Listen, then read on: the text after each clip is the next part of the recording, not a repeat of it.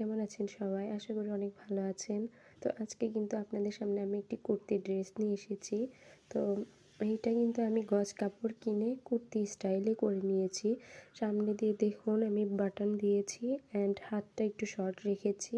And এটা কিন্তু orange কালারের সাথে একটা চকলেট কালারের কম্বিনেশনে। আর আমি কিন্তু এই সেম গজ কাপড়ে প্যান্টটা বানিয়েছি। তো আপনারা চাইলে এরকম সেম ডিজাইনে করে নিতে পারেন, অসম্ভব সুন্দর লাগবে অ্যান্ড গরমে পরে অনেক কমফোর্টেবল ফিল করবেন। তো আশা করি আপনাদের কাছে অনেক ভালো লাগবে। কেমন আছেন সবাই? আশা করি অনেক ভালো আছেন। তো আজকে কিন্তু আপনাদের সামনে আমি একটি কুর্তি ড্রেস নিয়ে এসেছি। তো এইটা কিন্তু আমি গজ কাপড় কিনে কুর্তি স্টাইলে করে নিয়েছি।